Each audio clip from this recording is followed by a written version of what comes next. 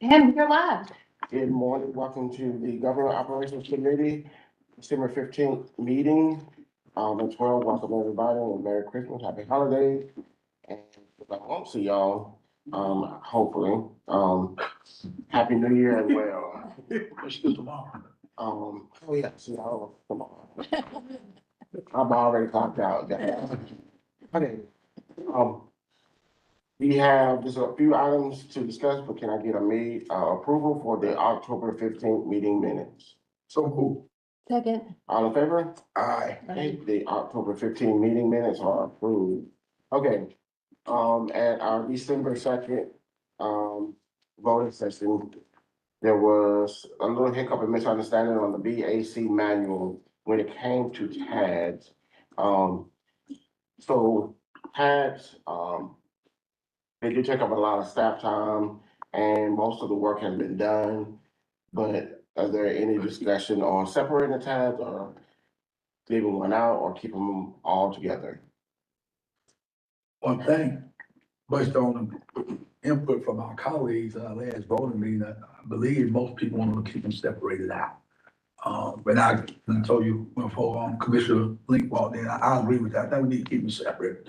I think, and reason being, and again, for right now, we don't really have that many that's really going. We know we got open District 3 and part of that area, possible up by the mall, could be some possibility, but we really will have only 2 active tags that I'm aware of that could move. I think we just feel for the time being, it's just one man's opinion, that we keep them separate. I like the fact that citizens have the opportunity to serve, and we gotta be, I think from our perspective, a little bit more involved and make sure they understand their role in the tag process, so. Commissioner Link?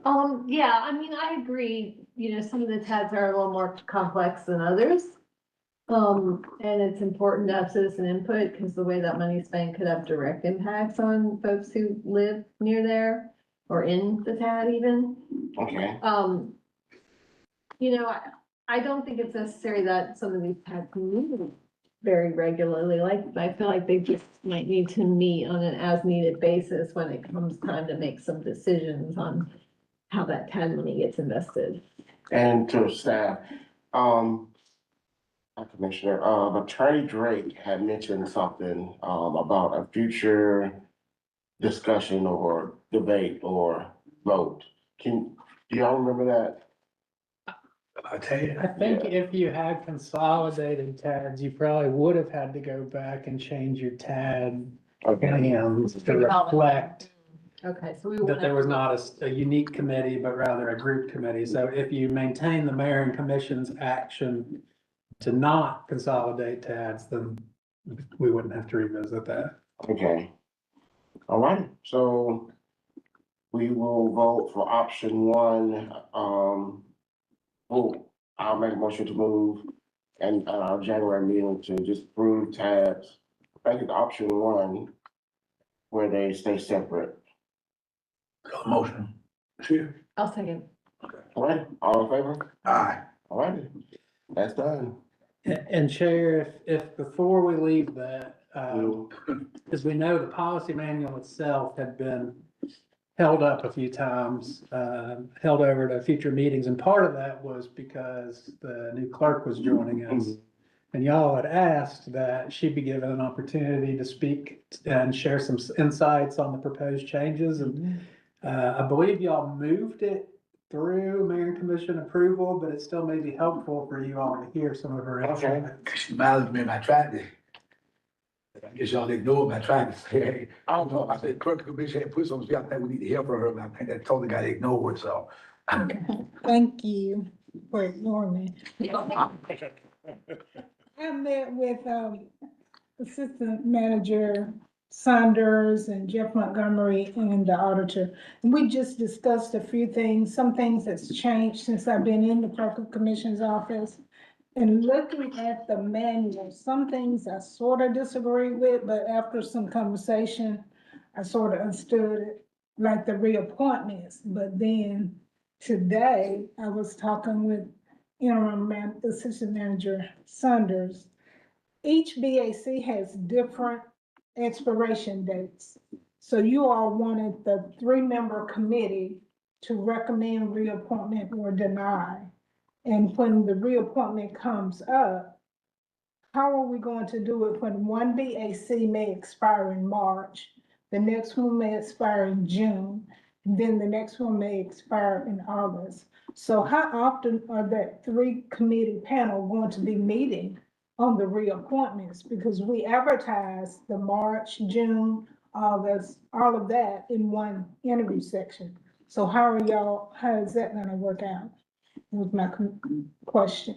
And so we decided to do the reappointment process through the mayor, and, 2 others. So it will, because, we typically vote for someone who has knowledge or someone who's doing good work on a BAC. We have that 3-person panel to go ahead and reappoint, so it takes us out of the process, well, take the, mayor commission out of the process for selecting someone new.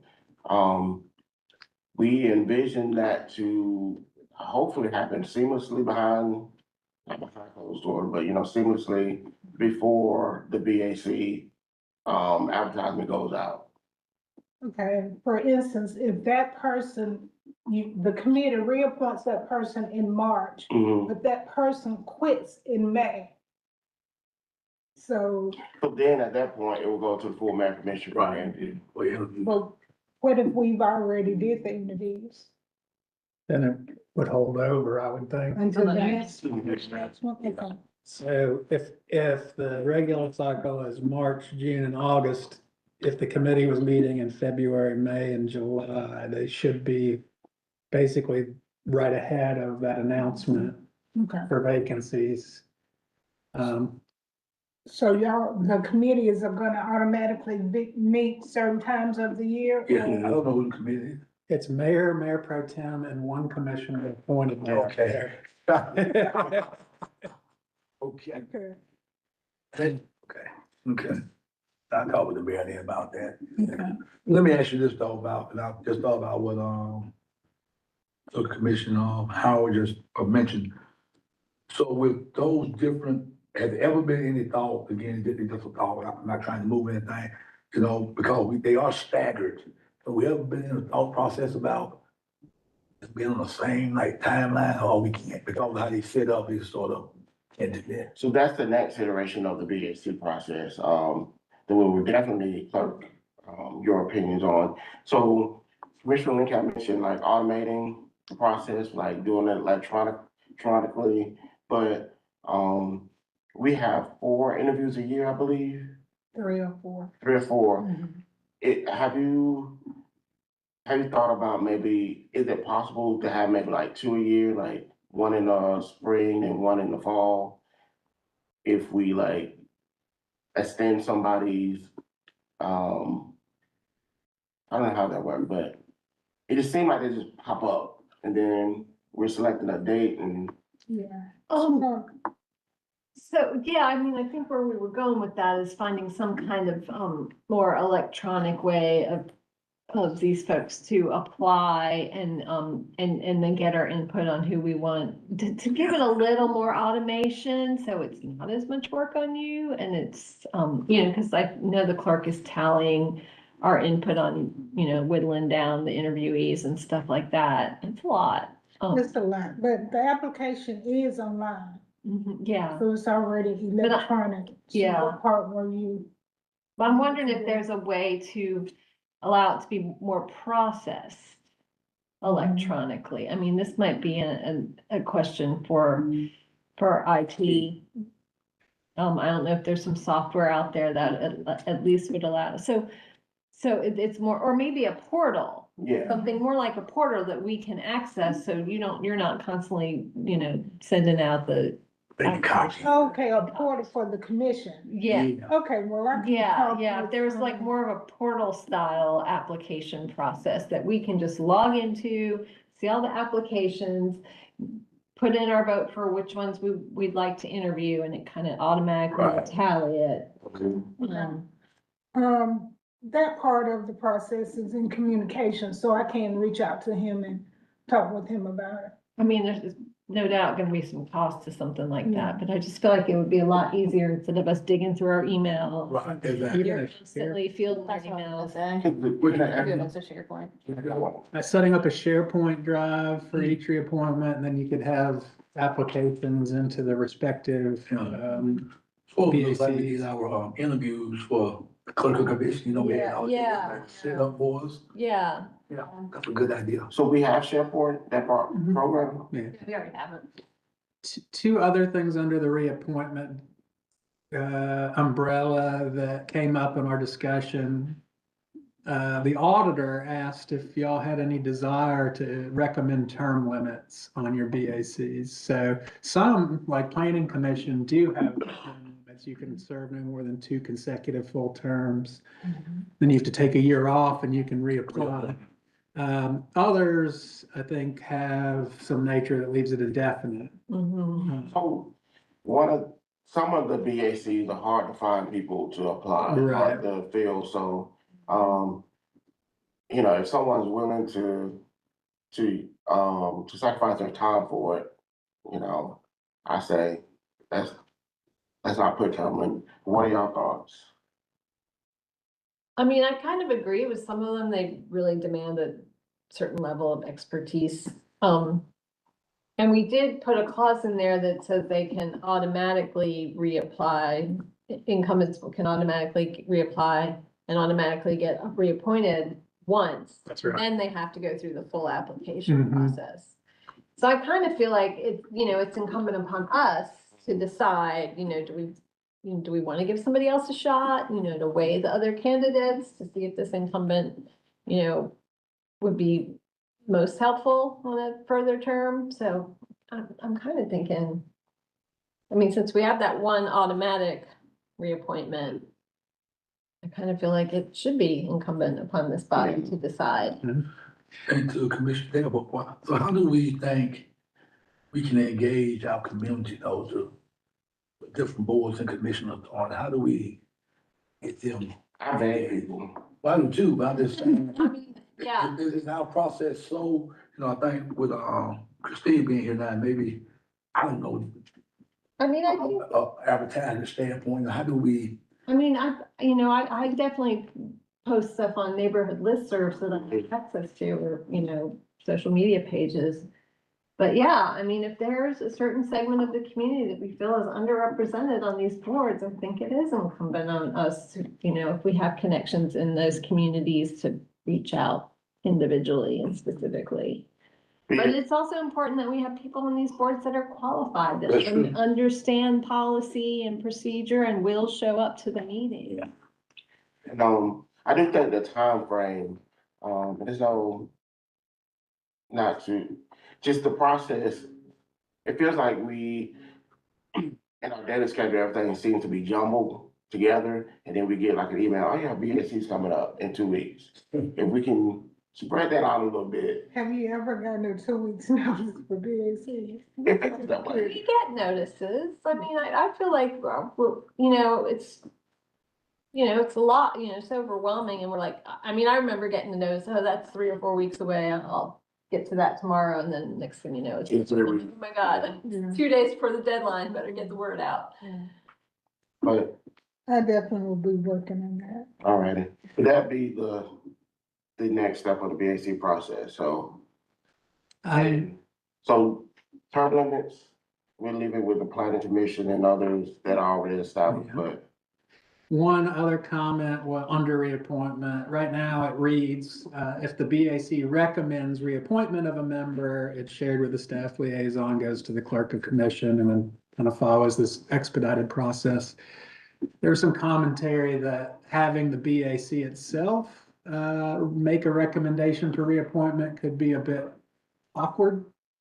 Explain. So if I'm on a BAC and I would like to be reappointed, but maybe I have very differing views from Sarah, she can get that body to say, thanks, but no thanks. And if they say no thanks, then there's no opportunity for an expedited reappointment. Now, I could still reapply under the standard process.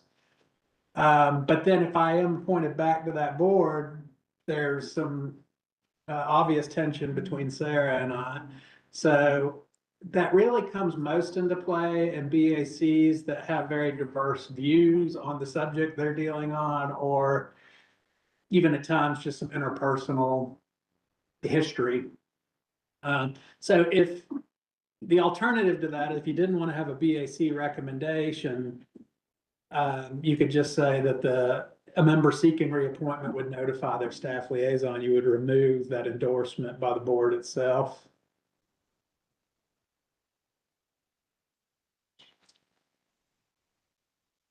Well, I'm on BAC, right? You know, like if Mr. Saunders is paying in the backside, I don't know. Yeah. Not following Robert's rules. But have you seen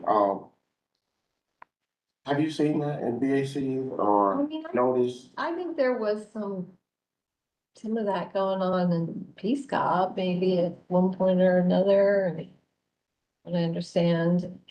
I mean, we do want to see diverse Yeah. POCs, but we also want to see functional, and I feel like people, part of serving on the board is, having that collegial conversation and being able to, take criticism and come to compromise. I mean, that's secret sauce of democracy. Could Is it going? is it written as if, could the, board liaison make a recommendation? So when a liaison passes it along, they should share relevant information about whether that, the history of that person's attendance and participation in the work they volunteered to help with. But I wouldn't necessarily want a liaison making a recommendation either, because that's equally as awkward. Now you have a staff member speaking Yeah, of volunteer. that is awkward. So they would just be sharing kind of facts about that person's service. So if y'all want, and there's not an appetite to change it, it's certainly just something that can be monitored as it goes into practice. Yeah, I mean, and I feel like members, if they're aware that that is a rule and part of the practice and procedure, like maybe they'll be more prone to behave themselves. If there are those kind of ornery, inappropriate conflicts. Okay. Also, the stipend. If we're asking somebody to volunteer and we're giving them a stipend, that's an employee. So Of course, you need to hear. I mean, that'd be a I legal mean, question. Legal question. if we're paying them, then it's really not a volunteer position. Yeah, So- I see what you're saying. I wouldn't go so far as to say that giving them a stipend makes them an employee of the government, but I think to your point, like you're saying, if it's a volunteer board, why are they getting any level of compensation, which is a choice for the mayor.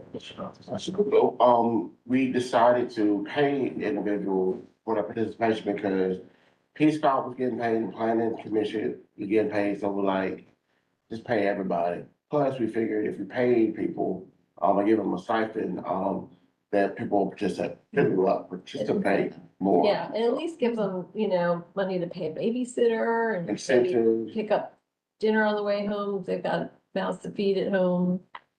I mean, when I was on the Board of Health, we got paid $25 a meeting.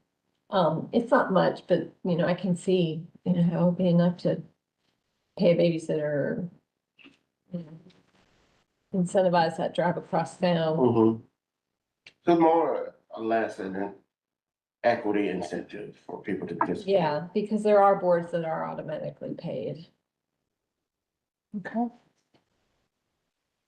That is right in there.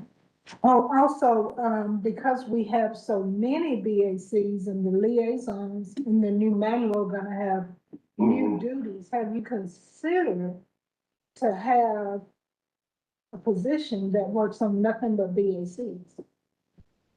We haven't thought about it, but. I think that that's a reasonable conversation to have. We have talked about getting more help in the clerk's office, and that could be, I mean, Would that it's be? a good conversation. Yeah.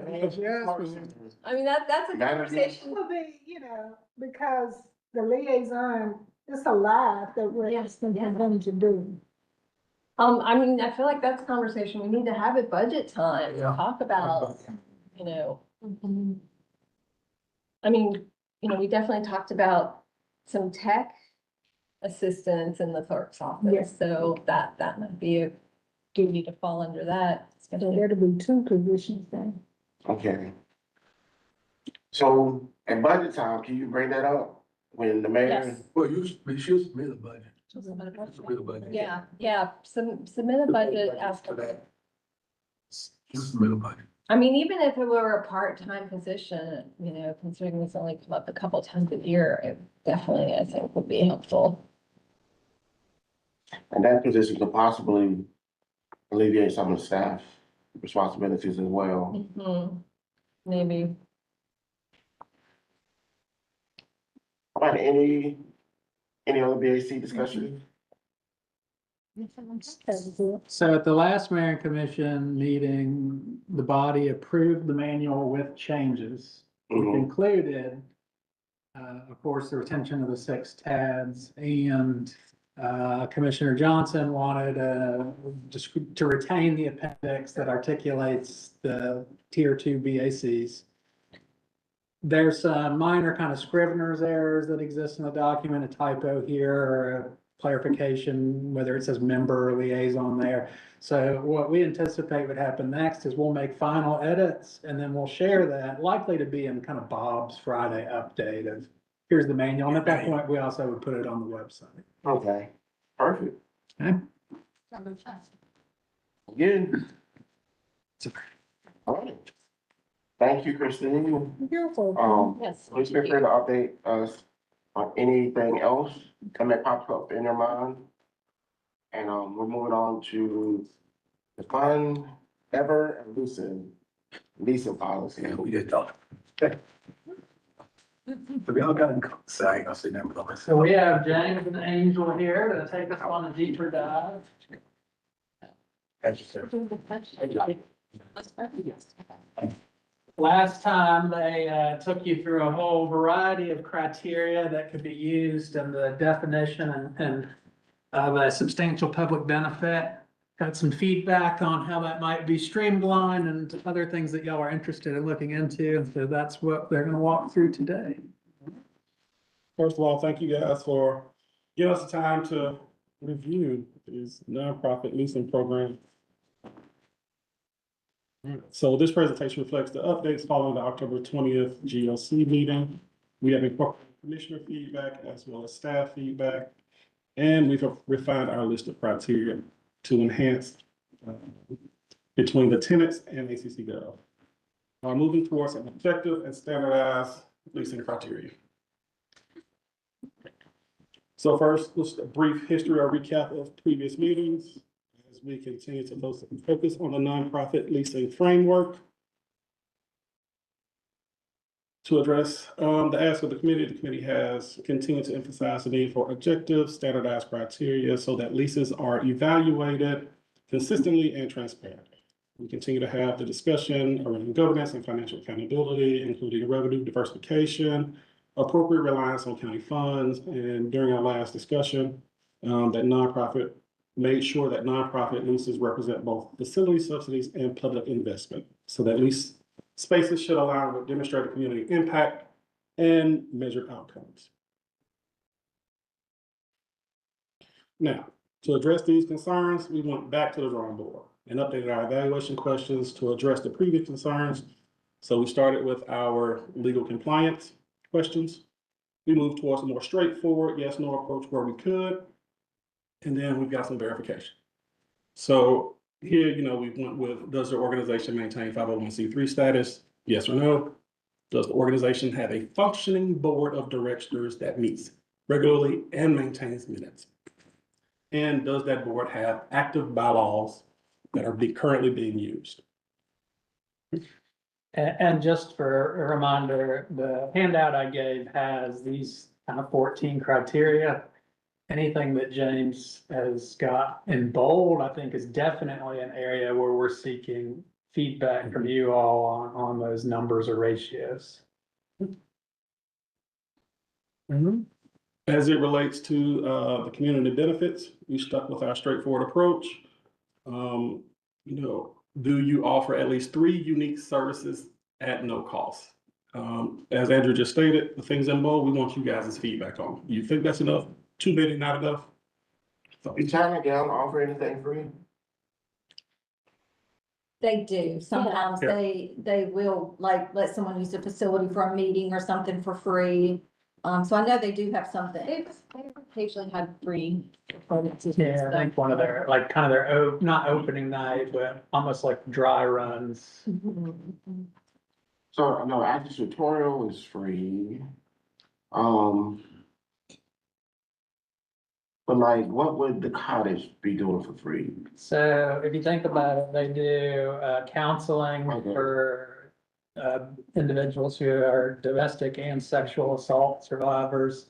I believe they also connect you with resources for recovery.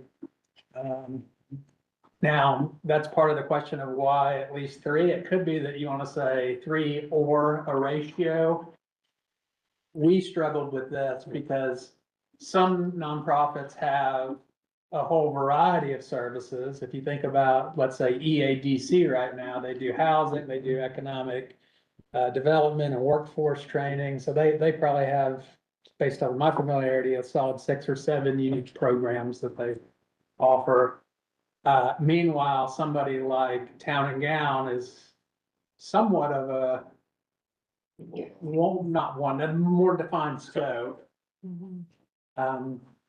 So things you could do around that. What this was really trying to capture is, are you using a public building and then charging significantly for participants to engage in your services while you're getting the building subsidized?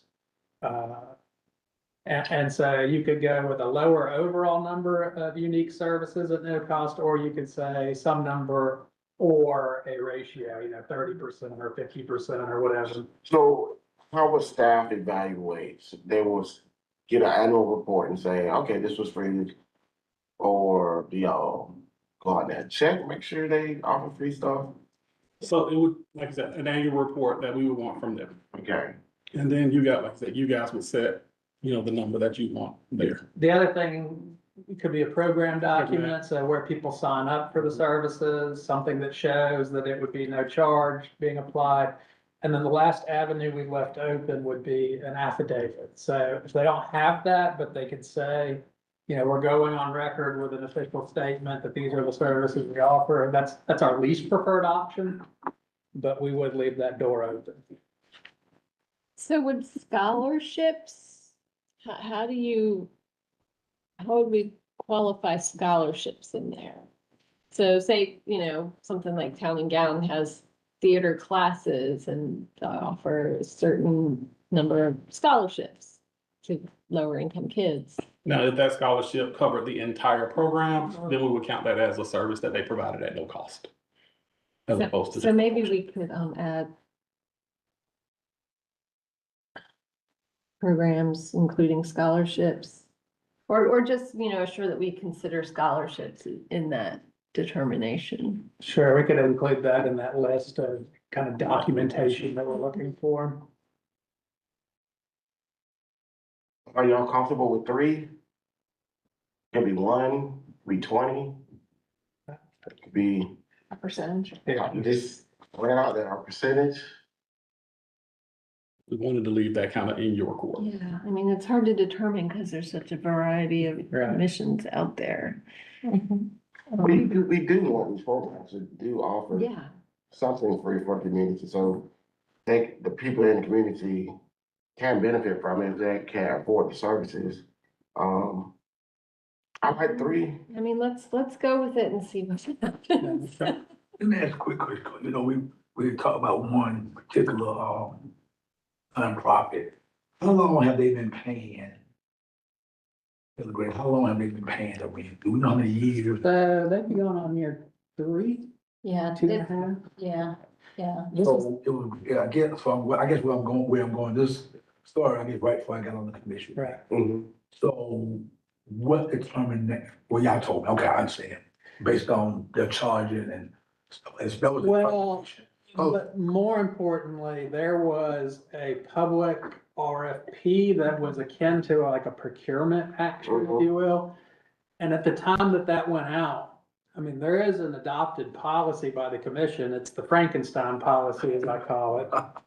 But the property committee in the RFP said, if you want our space, you will you comply with this policy. Oh. And we actually received multiple applications. One was recommended and then ultimately affirmed by the mayor and commission. So the staff standpoint on this has been, you applied for it under these rules. We definitely need to apply these rules, because if we change them midstream, do the other entities that were interested, are they able to cry foul and say, well, wait a minute, if I could have gotten a better deal, maybe I'd have offered something more attractive. Okay. Now, in our own discussions, we've discussed that that was really through the period of performance that's identified in the current lease that ends in June. And if the mayor and commission have not clarified what the policy is for all entities by that time, we would recommend that they be treated like all entities and therefore set at $1, because there's only so long we could justify treating them differently, and 3 years was what we defined the original lease to be. Okay, okay. Okay, that's good information. So do y'all like the 3 unique services at no cost? I think it's reasonable. Staff, All right. all right? Y'all okay? We will Yes. add language about scholarships as kind of Okay. acceptable documentation. And then we have, are at least 50% of participants Athens-Clarke County residents? That needs to be like 90%. Well, let me ask you this, that's a good question he brings up. And I'll never want to assume anything, but most of the people using our facility, though, they are. Like the Clarke college, County out there. like the college, they accept Madison, Jackson. But the house, I guess won't be the house here in Athens, though, right? Mhm. So, Right? and we got some Yeah. entities Yeah. that serve other counties, I get that. Yes, but if we go with they're housed in Athens, you kind of get sticky because technically their home address is the county that they're coming from. So how would you want to differentiate that? Are we sticking with, because they're coming to the cottage, they're staying at the cottage is Athens, that counts? Yeah. Okay, Yeah, I would too. Okay. Cause they come and get help, so yeah. But any other maybe unattended from any of the other agencies that y'all can think of? Certainly those, so here's one obvious one, the Welcome Center is not gonna be able to comply with this, right? Because most people seeking their services are gonna be from out of town naturally. Now, you'll see later in this discussion, we're proposing a ratio that you don't have to meet. This isn't 14 unique tests and you must meet all of them. It is a selection of 14, and if you meet a certain number, you get a 50%, and if you need a deeper number or more of them, you would get it at $1.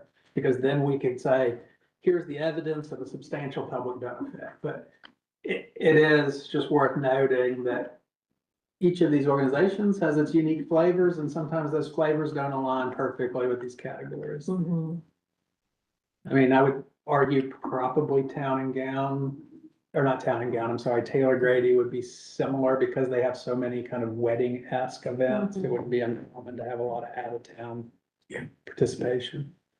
Can we just strike it? Yeah. With 50%. Yeah, just take it out. I mean, we want to be a welcoming city where we, have events and programs for people. You're the one who said you wanted to be 90%. I was just sitting about that cooking it,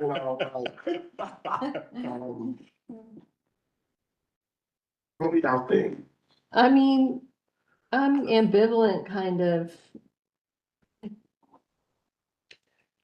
I will note that this one is also has its own performance challenges. So there are agencies that through grant requirements track this very diligently, and there are those that don't. And so those that don't, we've suggested annual reports, anonymous client tracking data, Or again, this is the other place where we would accept an affidavit, but I mean, I don't think it's contingent on most organizations to get everybody's address. Like Town and Gown, I don't think I've ever given my address when I bought a ticket there. Even though I live 5 blocks away. Yeah, yeah, I mean, I was at an event at Taylor Grady a couple weekends ago that was free, and there were people just coming and going, wondering, and nobody was given their address. So I think it's really hard to determine. Yeah, maybe we should just strike it. I mean, okay. we can measure the good work in other ways. Yeah, James? So when it comes to facility utilization and need, we wanted to make sure that potential and current leases understand their actual space allocation and needs. So we wanted to make sure that they can demonstrate at least 75% of the space is actively being used for mission-related activities. Is the facility accessible to the public or part of organizations? And is the facility in use at least 32 hours a week for program services? We did this because yes, you're gonna have some administrative time in there, but we also want to make sure it just wasn't you sitting in there all day by yourself doing paperwork or admin type stuff. Are you offering the services in that space? yeah, no, that's reasonable. Yeah. Is it 32 hours per week? Coincide with the 75% of space? It's 32 hours per, I mean, I'd be okay with reducing that to 20. When you Okay. think about something like the Welcome Center or Taylor Grady that are more, yeah, And then how do we measure that now? The same thing with reporting, how do we measure? Yeah, so- Whether they spend 32 hours.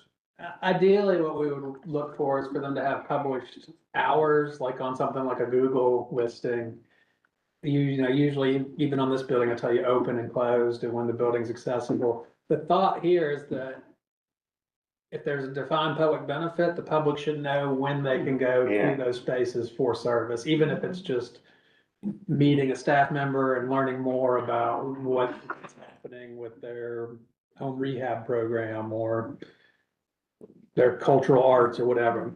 I mean, considering these are nonprofits, they're running on a shoestring and probably don't have the means to keep a whole bunch of full-time staff on hand to keep them in the facility. And these days, a lot of people are doing their work from home remotely, so but I mean, there's 20 hours, I think, gives the public enough opportunity to connect, I feel. But to your point though, this is public space and there are other nonprofits who Share space. probably want the benefit of having a reduced rent. So, I want, my train of thought is, if we're offering you discounted rates on rent, I want that space to be utilized like to its fullest potential, right? First, because like there are other nonprofits out there who are like, I want space, but we only have a limited amount of space. So if someone is only using 10% of leased space, then we're just. But then again, wasting. some of these organizations, most of their work is done out in the community. So, they might be using the space for office and like more public Mhm. facing events, but their work that they're doing is not in that space, it's out in the community. With the SNF program now, because they offer that housing stuff and stuff, so, I don't know, how many other, cause now they share this space with some other nonprofits. Which agency? EDAC. Don't they share that space or do they?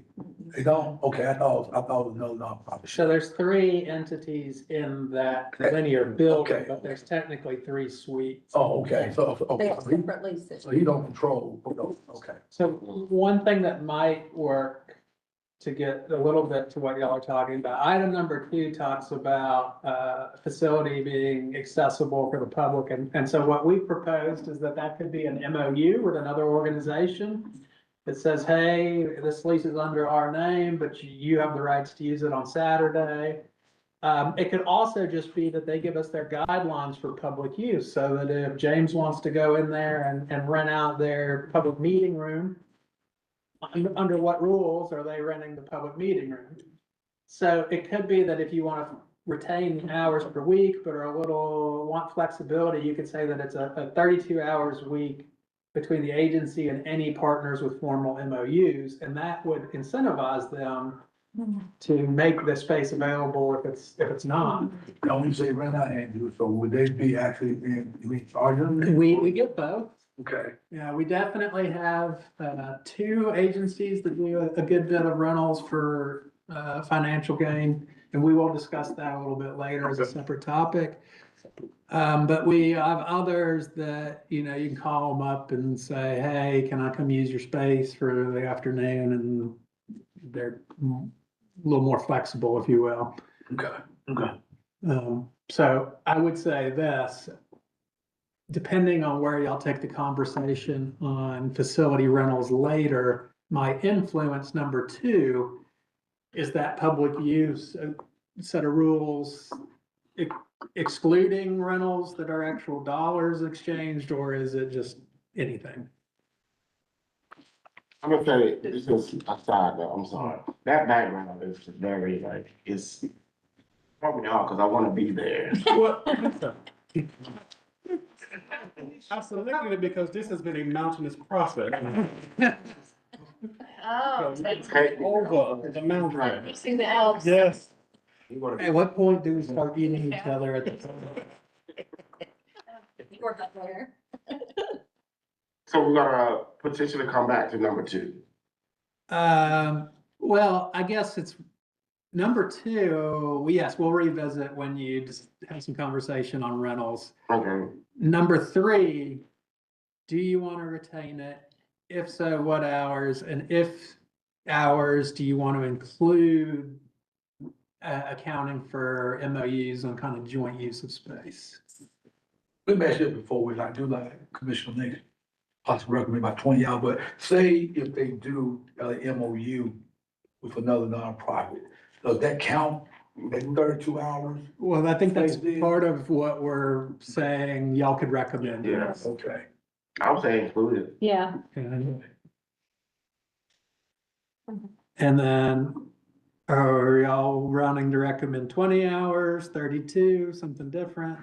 Well, if we do 32, if they got an MOU with somebody, they can make that up. I mean, Yeah, I like 20 just because of the idea that most of these, or many of these orgs are out in the community doing stuff, and I think if they had an MOU with another organization, it might be an organization that just needs a little office space or occasional meeting space because they're doing their work out in the community too.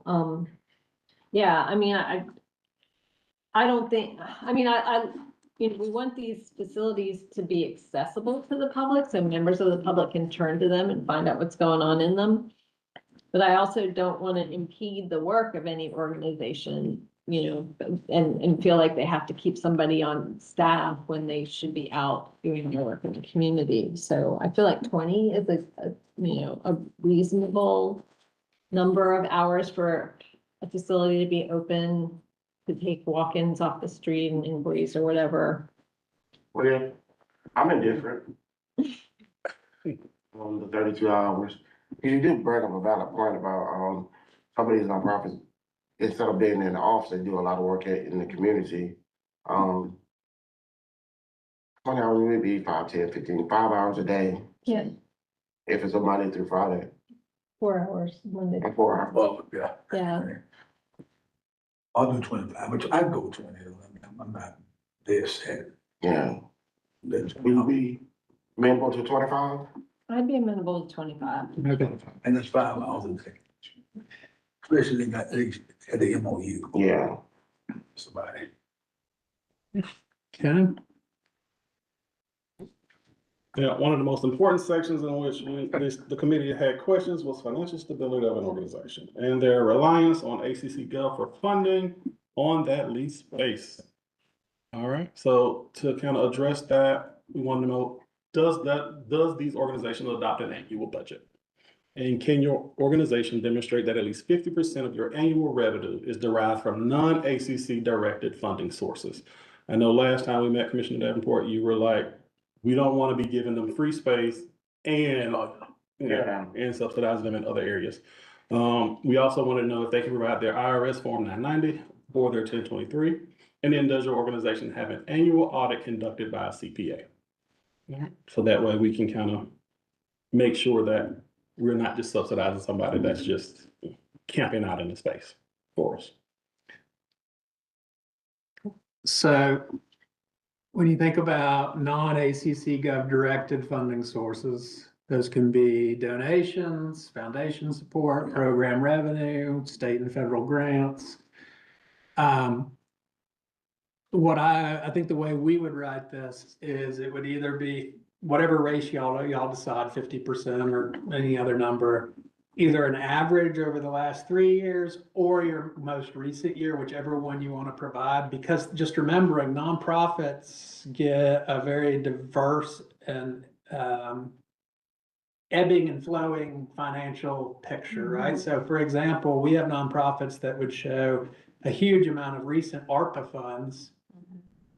But then as they kind of pivot back to status quo, they'll be less dependent on ACC directed funding. So I just wanted to provide that context that we would give them different ways that they could present that is in fact the case, so that one unique year doesn't fully change their picture. So 3 years is good. If this policy is adopted, it will start, that'll be day one? Or do we look 3 years from whatever this policy? So it would be either their most recently completed fiscal year or an average from the prior 3 fiscal Okay. years. And they have to complete these anyway if they're a nonprofit, so that shouldn't be a problem. Right. They have completed it Yeah. anyway. Do y'all like the 50%? Yeah, that's a reasonable number. I think it's fair. I like the idea of an average of 3. Yes.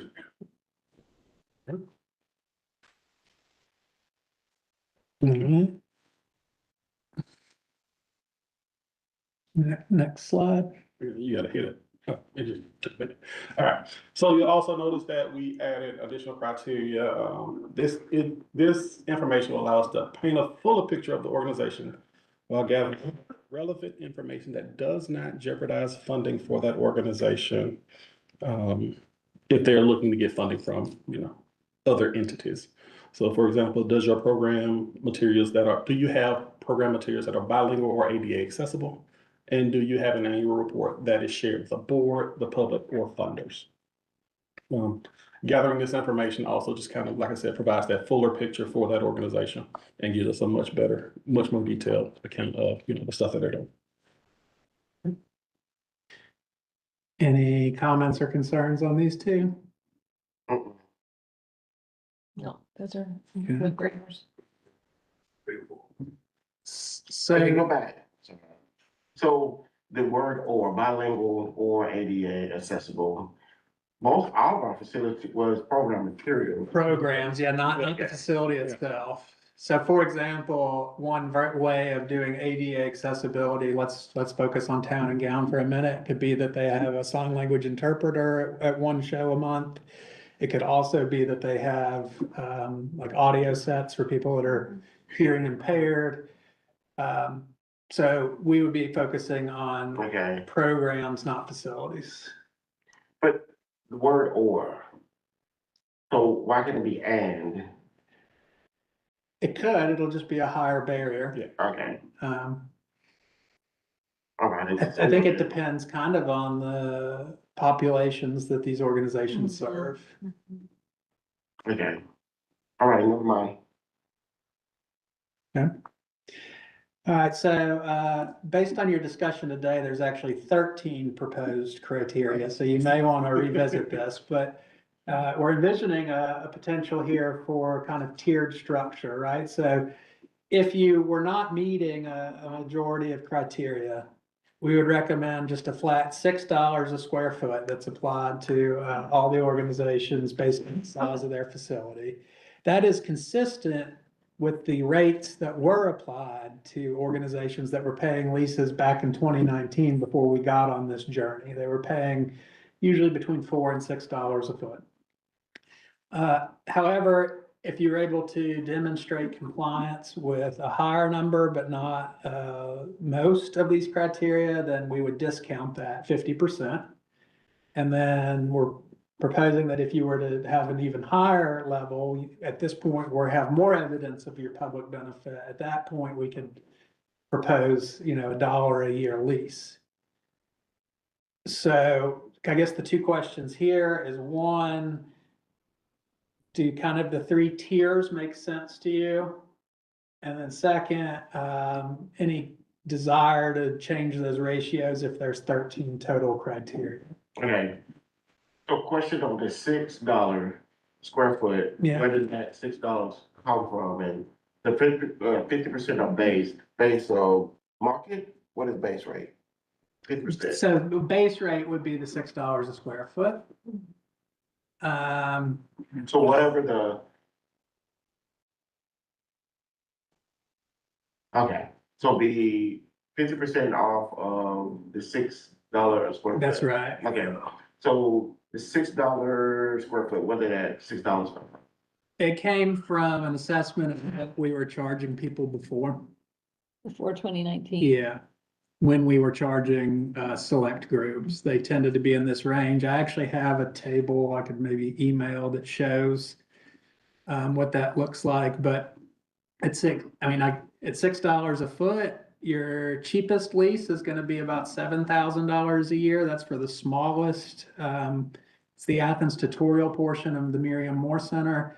Your most expensive lease would be $107,000 a year. That's the facility we maintain off of Bray Street, and the majority of them are right around $20,000. Taylor Grady being a notable exception at $74,000 a year. It's quite a large facility. So if we do a moderate public benefit, with the three tiers, and they are determined, because $107,000 is a lot. So it'd be 50,000, 53. So that street facility, you say the step Jones. That's a residential facility. I think. Well, it's not entirely residential. It's about half residential and half used for program administration. It's the Bray Street facility over North Avenue. with Advantage. Now, a couple of notes. One, an action y'all already took classifies quasi-government separate Yeah. from nonprofit. I've just put it in there for demonstration purposes if it changed use. The second thing is there's actually a long-term lease on Bray Street that reflected some investments that were made in the facility. So they're not up for renewal, I think, for 10, 15 years. Yeah. Yeah. Yeah, I feel like those quasi-governmental agencies should kind of be left out of the. Yeah. And they are. Yeah. Just trying to cook with some of these numbers and how we'll pan out with some of these nonprofits. They may not be able to afford it. If we go, so you take somebody like the Athens tutorial, and they go to the market public rate, they're not gonna be able to afford that. Yeah, but But it may like encourage them to meet up to these levels. Yeah. Maybe if they're not letting other agencies use their facility, they could gain more points by doing that, or, But yeah, I don't know how many, well, I guess we have to figure out how many people they're serving too, so I need to preference that, so, cause they deal with school kids, so. Yeah, I feel like they would meet, as long as they have a board that's functioning pretty well, they meet all of these. yeah, so this is for Mr. Jackson. Substantial public benefit at applicable rate of $1. I thought we couldn't do that. That's what brought us here, right? That's kind of what brought us here. So just to kind of, reorient ourselves with how we got here, there were discussions had about, can we indefinitely charge this $1 rate? Because the risk with doing that is we may be exposing ourselves up to challenge under the gratuities clause. Yeah. And so this whole exercise is about navigating the gratuities clause of the Georgia Constitution. One exception to the gratuities clause is the substantial public benefit piece. Yeah. The challenge is the Supreme Court has not defined what substantial public benefit means or offered us a test for that. The case law just indicates that,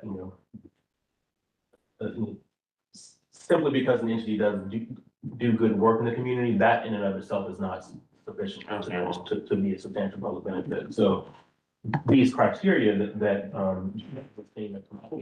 they're designed to help us articulate the substantial public benefit that the entity provides, such that we can charge the $1. Okay, Please, right? If that makes sense. that makes sense. The other thing that we've talked about previously was, if you remember, the original community benefits agreement was super open-ended. It was kind of a narrative that would be described, and then the commission would say yes or no. And I think there were some concerns about that being arbitrary. So we've tried to focus on things that have hard evidence that anybody who comes behind Angel could see the same public benefit that we've seen and made recommendations. Okay, Sorry, y'all, I'm trying to pull up that table. Yeah. that's a very long password. Yeah, it is. That's what I was thinking. But I text Sarah. Well, they won't, and I stopped sharing because I knew Andrew set me up here. So I'm not on the network for some reason. Y'all will see. Let the public see. But do y'all feel comfortable with those three criteria? Substantial, moderate? Yeah, I do. Again, I just worry, well.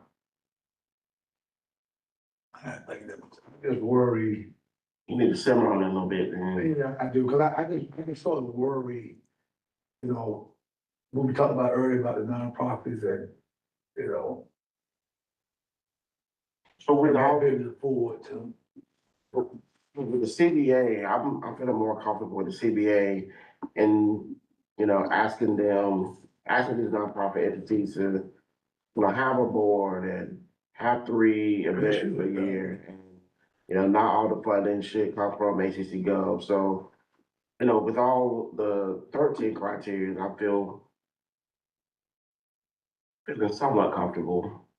I mean, yeah, the organizations that I would worry about, I feel like would meet these, to the point where they'd get that dollar. You tend to get the dollar? Yeah, and the ones that, definitely won't complain about it, I also feel that they'll definitely meet the 50%, which I feel is reasonable.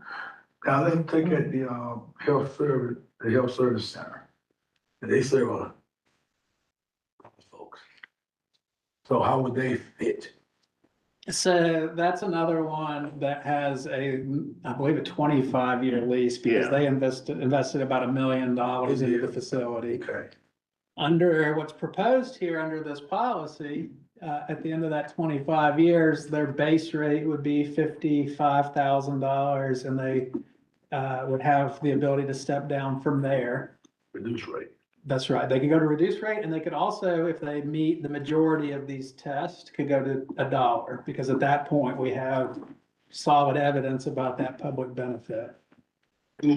They requested, wasn't the health center requested not to have a reduced rate for grant purposes, right?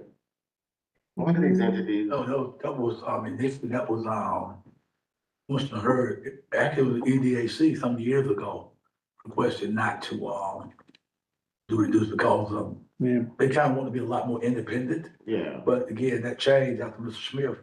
Okay. got in there. But somebody told me, gave me a little bit of historical perspective, and that's why they didn't want to do a reduced rate. Okay. They was, having all these funds coming in at the time. So what about organizations that are making substantial improvements to the property? Let's go back to the presentation. It's good timing. So what I'd say is, it sounds like y'all are okay with 3 tiers. Now, the question I have, now that you've gone to 13 criteria, do you want to lower those tiers by 1 as well and go to 5 or fewer?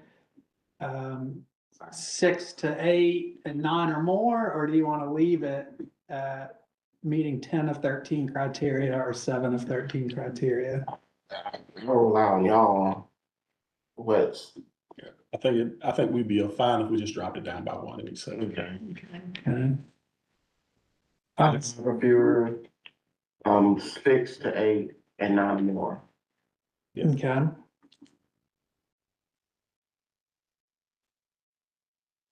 All right, we'll hop to the next slide.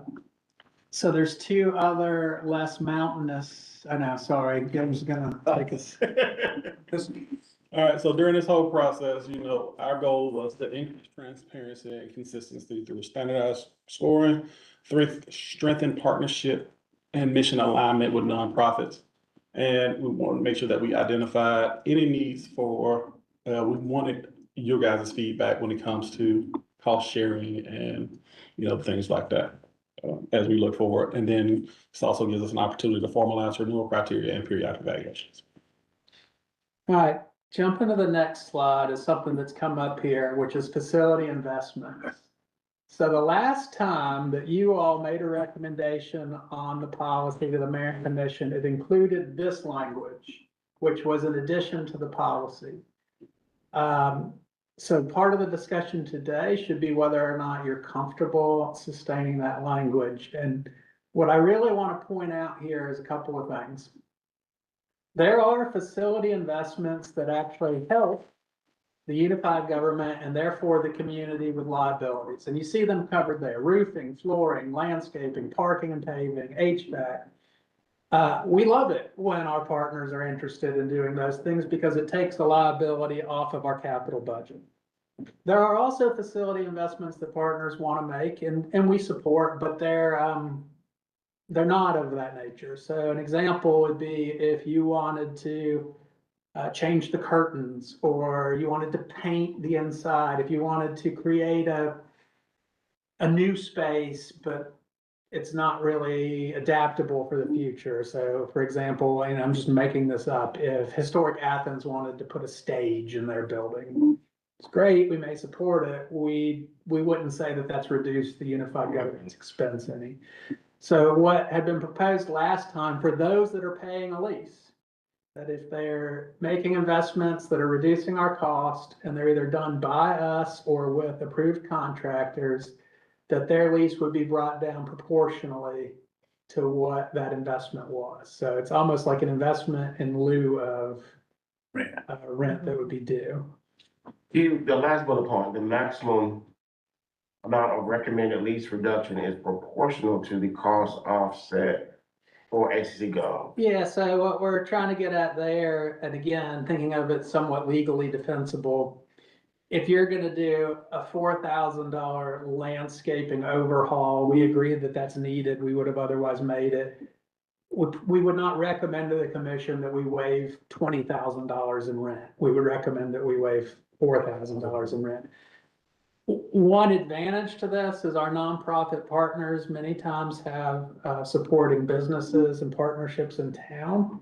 And so the fair market value of that HVAC may be $15,000, but if they're getting that donated by a vendor we're comfortable with, that's not our business.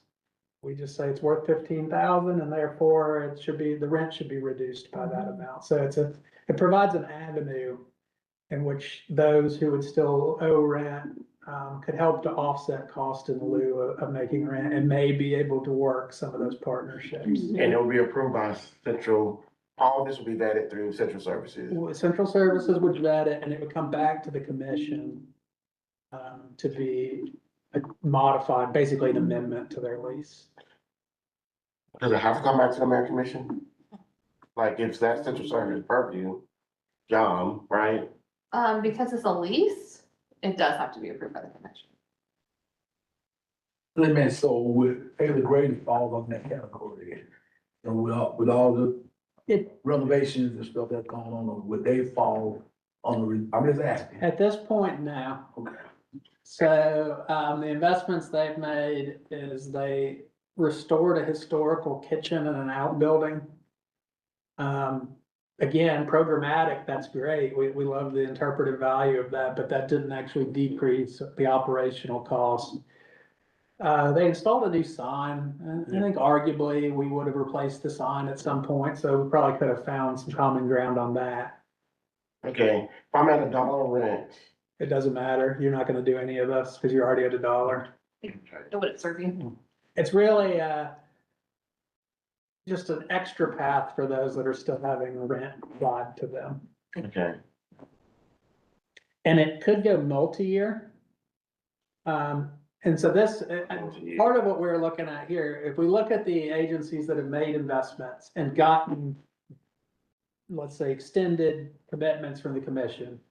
The Cottage invested 6 figures or so to overhaul their entire facility. You had the Neighborhood Health Center invest more than $1 million to put a whole annex on their facility. And then you had, the Advantage Behavioral, which again now lives in its own category, but at the time, there was another large investment that was being paid back, that helped to do flooring and some HVAC, things of that nature. But explain the multi-year. So if I do a 15,000 HVAC, I get 3 years? Let's say your rent's 5,000 a year and you get somebody to donate an HVAC and we're good with it, it's 15,000. That would be up to 3 years of abatement at $5,000 a year. Okay. So it allows those that are gonna make maybe larger investments in the property to capitalize on those. Okay. I like it. Mhm. Keep it as is. There's, one thing I had mentioned, about the neighborhood health center, I had thought they was part of a quasi, but they're not. But we're gonna make that type of capital investment. I know there may be a commission thing, but maybe we need to look at them in a quasi. And again, it may be some rules why they're not. But, there might be some we want to think like they put that type of investment property that's ours, Well, they have a 25-year The lease, okay. lock right now, I knew about that. reflective of that. Okay. Based off of my experience working with that organization, I would be shocked if they couldn't meet more than 10 of these. I would too. I mean, yeah, I agree. So there may be other reasons why they want to talk with the state or the county about affiliating as a quasi-government. I just wouldn't take that angle explicitly for a lease. Okay, yeah, but I agree. I think, you. I mean, you could do great work with us. I agree with you. Yeah. And the number of people that they serve. And then, so it sounds like there's consensus to recommend that again, that same Yeah. language. Okay, let's go to the last kind of big hitter slide, which is, this is actually a facility revenue share. What this says is when somebody is releasing their facility as a revenue generating activity, that after the first $3,600, there's a 10% share with Athens-Clarke County. And Angel, can you speak to how many people do that currently? Yeah, so the Taylor Grady House always has rental share, and then the two historic Athens, the Welcome Center and the Fire Hall, they usually Right. send in a check. It may just be the Fire Hall, but those are the only two, and I do check with the others because it's in all the leases, but none of them haven't had anything so far. I think it's fair. And so that's part of the current policy. I think we would recommend that it remain, but just wanted to get your buy-in on that. So do we know again, one thing I always ask for, I don't wanna say I guess they may be on our dashboard, but I don't know how much, with the Taylor grade out, how much are they accumulating, for rent now? So do we know that?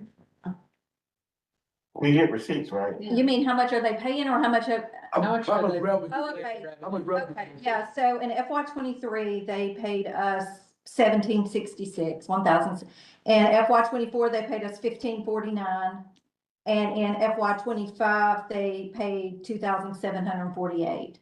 And we haven't collected yet for FY 26 because they pay twice a year. Okay. So they'll be paying that in January, one of their payments in January. And that's based on then how much revenue are they? So it'd be 10 times that. 10 times that? So if they paid us 2,000, they were receiving about 20,000. Okay, and revenue, okay, good. Good, okay. Okay. So next steps. I feel like we've gotten pretty good direction today on the criteria and the tweaks. So an action that y'all can consider is to move forward with the policy as incorporating the changes you've discussed, which we'd be happy to go over. Or we can bring it back to you in January as a fully, written policy document, and you can decide then. I have a question though. So when are you wanting, like, if you were to go, when are y'all wanting this to go into effect? Are we wanting it to go into effect July 1 of 2026? Well, we got an end date in July, don't we? It expires, the current leasing expires in July, so I was assuming August first, no. It would be July 1st. July is when- Yeah, July first, yeah. That's what I was wondering, if y'all were trying to get this in place for the next lease Fiscal cycle. year, yes. Yes. If you are, then The sooner we, Yeah, the sooner you move it forward, the more notice that we can Yeah. give people and start to engage with them on their documents to help Yeah. them negotiate what a. Could we Yeah. do, I don't know, again, with the request a work session, or should we just share the information with our colleagues? I mean, it's very detailed, I would say it's very nuanced, so I would prefer like professionals. To articulate, I'm not really good at articulating, so I mean, it's all spelled out in the document though. Yeah. So I feel like if any of our colleagues have a hard time with it, they can request, they're gonna have some. Yeah, They- that was the some- question. they can request some meetings with staff to get it, explained in layman's terms. But let me ask, if we did a work session, how long would you need? 10 minutes. Okay. I would suggest, well, with questions, with y'all presentation, Tim, I would suggest do a work session. Yeah. I mean, just, Full management. so they won't, yeah, Yeah. folks don't read stuff. So, I'm just saying. Yeah, So, just, maybe do, can we, and again, I don't know what our January look like, but I know y'all said so, I don't want to have y'all be so stressed trying to get documents in a timely manner. I want to make sure that we give Yeah. y'all enough time to So- do what y'all need to do. maybe if we do a work session, make sure it gets out to everyone a good week ahead of time. Maybe with a Question be ready. reminder to Right. digest the material ahead of the presentation. Yeah. Yeah, And I think if y'all are comfortable with it, we can also share the policy with the work session so that Mhm. it's kind of a package. Yeah. It's just, yeah. No, that'd be perfect. So I guess, and Andrew, not speaking out of turn, but I guess the question for y'all, considering y'all are thinking about work sessions, is are you comfortable based on the discussion today and the decisions that have been made to where you could just authorize staff to go ahead and, you can make a motion to have staff go on and prepare the updates to the policy based on what y'all decided today? And then go ahead and get that ready for the agenda cycle, or were you wanting to see that policy in committee before it goes to that work session? I feel comfortable. me too. Yeah, Yeah. me too. I do too. And so, okay, cool. The organization provide the annual report, blah, blah, blah, that they have at least three significant, we settled on that one, right? The three significant programs, for no cost. Yeah, and you said to include, to make sure to include that scholarships for. Okay. Here's some notes. So scholarships to be included. Removing the percentage of Clarke County residents as a criteria. Facility use going down to 25 hours per week and incorporating any formal, inclusive of MOUs for shared use of space. My notes about the non-ACC gap funding either being a most recent budget or a 3-year average. And then we would be decreasing the total criteria for moderate benefit to 6 to 8, and substantial benefit or major being 9 or more of 13 total criteria. Motion to approve, Second, or I'll move, sorry. I'll move to approve. all in favor? Awesome. Last thing is really just to plant some seeds. So as we look at y'all's agenda, you've got the staff employee engagement survey. In prior meeting, we've reviewed the survey results and some of the activities that have come out. So Manager Cowell has been working with us. We're gonna actually do the next survey coming this spring. And so one of the things that we wanted to do was share with you the survey questions that we used last time because part of what we're doing as we approach this new survey is determining what questions do we want to ask. And so we're gonna be reaching out to you all, to people in belonging, HR and budget and strategy are involved, and was OD? Nope. I feel like there was one more. Did I make that up?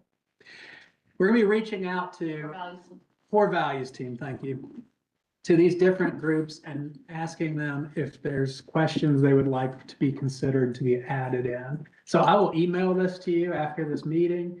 Basically, at the next meeting, if you all have questions you'd like for the team to consider adding or tweaking a bit, they'll take that under consideration. One thing to point out, though, is there is value in having some consistency in questions from survey to survey so that you can kind of see a trend Yeah. analysis. It went all employees and. Yeah, so last time it went to all employees and we had a pretty substantial. It was, I have notes, but I'll be happy to bring you some details. And that's good that we have a great return. That's great. Yeah. Sometimes on survey, people don't, they don't, because they be feared of somebody gonna know. Yeah. But there was the elements, I'm assuming. And we do work through a third party, so the staff and the manager's office and everybody does not have access to the survey data. Okay. All we get is the final report. That report last time was emailed to all staff and was posted on our website. Okay. Okay. So what we're thinking, just to kind of give you all some thoughts, is that we'll do this next survey. And then one thing that we could have strengthened last time was we didn't really have an action plan that resulted from the survey that said staff said this, so we should do that. So we're thinking that the outcome of this will be to do the survey and develop kind of a 2-3 year action plan of these are going to be the areas we focus on as an organization, and then share that back with the commission. Okay. Do you know when the paying conversation will be coming out? It's on the calendar. I think it's in May. It's probably May or June, yeah. I would say probably closer to June. Can we move that up? No. Do our best, but I highly doubt it. Okay. Everybody. So, end of that is we'll send a copy of this, and if y'all think amongst yourselves, and next time we come together, if you'll share any questions or ideas you have about it. But the key point that you said is you want consistency, right? So we do add. Yeah, and also make sure, because it is pretty extensive, right? There's a lot of questions here. It takes about 20+ minutes to complete. We want to make sure we weren't duplicating something that was already there. Okay. And we had a response rate last time of 49%, so we received 716 responses. Man, We can send back out the results from the last one too, if it's helpful, Yes, please. just so you can see it. great. All righty. So our homework is just a review Do this. and be prepared for the next meeting. And Andrew can loop back with you and we think about scheduling and timing of this recommendation coming forward, because I know you want a work session. Mhm. So we'll see what's available for January and talk to Manager Powell about that. Motion to adjourn. So move. Move. Everybody enjoy holidays and. Gotta vote. Oh, all in favor? Aye.